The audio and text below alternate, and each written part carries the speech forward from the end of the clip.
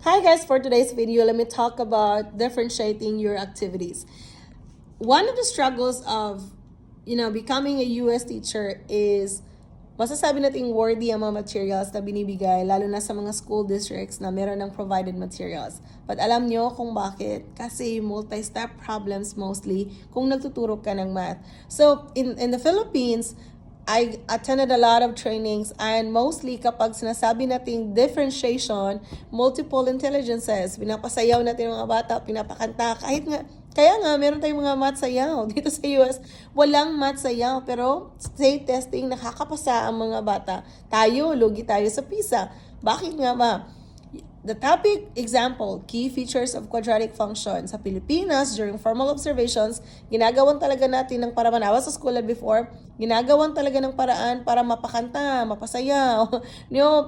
Art maybe kasi quadratic function, pero hindi yan ang focus ng lesson. Dapat maintindihan muna ng mga bata kung ano talaga ang meat of the lesson before pasayawin at pakantahin mo mga bata dito. Nako, hindi ko alam anong mangyayari sa iyo sa formal observation mo.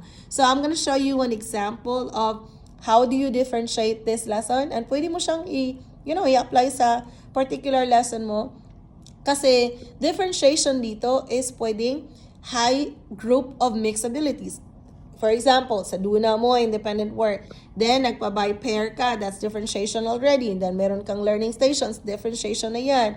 For example, meron kang worksheet, meron kang Desmos na computer. Kung dito ka sa Texas, familiar ka sa Desmos kasi ginagamit yan during testing. And meron kang calculator. That's the use of technology at the same time, the paper. That's already differentiation.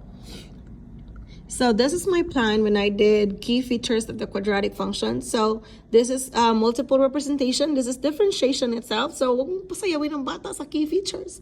Graphical, algebraic, numerical. So by the use of calculators, graphs. So for group activity, so if you have like independent practice and group, that is differentiation itself. Mixed ability, jigsaw, which I did, the learning stations na napakita ko na in one of my videos. Hands-on learning, so graphing calculators or software, and with technology. So I use Desmos when I taught this lesson because Desmos is in Star.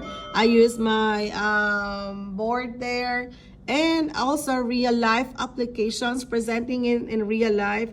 That is differentiation. So ang dami talagang paraan, hindi lang pagsasayaw, pagkakanta. Dito sa US, walang matsayaw kasi the priority is paano nga ba i-deliver ang content that would cater the needs of the students more than their talent.